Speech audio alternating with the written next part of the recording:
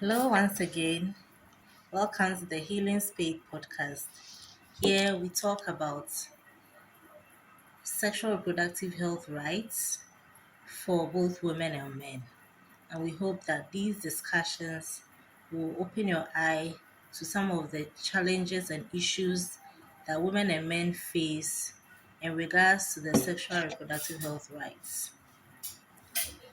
This episode, we're going to discuss something very gruesome which affects both women and men in our communities. What is the topic for today? The topic for today is GBV, gender based violence. Yes, we know someone in our community who has been abused before, and we know some couple or some people in our communities who always fight themselves even in their homes.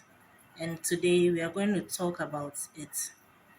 If you've ever been faced with gender based violence, DOFSU is where you can go to. Has your partner ever beat you? Have they verbally abused you? Have they emotionally abused you and made you feel small? Yes, these are some of the symptoms or the signs for you to know that a person is undergoing an abuse in their relationship, either with their partners or with their family members. Gender based violence is a very challenging situation because people hardly recover from the trauma that comes with it. It is recorded that 6 out of 10 women will undergo gender based violence in their lifetime. And this is because women are the most vulnerable when it comes to these situations. Some of the causes of gender based violence are poverty, illiteracy, and sometimes illnesses. Yes, when somebody is ill, they can be violated or they can be abused due to their ailment. If somebody has less financial capabilities, they may be abused by their partners. If somebody is illiterate, due to their ignorance, their partners or whoever they are with can abuse them verbally, physically, or emotionally. Now, when we talk about abuse, verbally, people may insult you and make you feel so small that you think about these insults and it derails you in a way, which is very challenging because when you have been abused verbally for a long period of time, you lose your self worth, you lose your self awareness, and you lose your self esteem. And therefore, verbal abuse can be described as a gender based violence, which some people undergo because of being with a partner who does not see their worth. Again, another form of abuse is a physical abuse, whereby one party beats the other or uses an object on them, like a belt, like a hanger, like a cane, and this can affect them.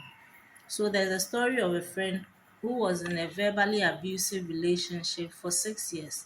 Yes, she was with this guy, and anytime you have a conversation with her, she will tell you that, well, he beats me, I get black eyes and all.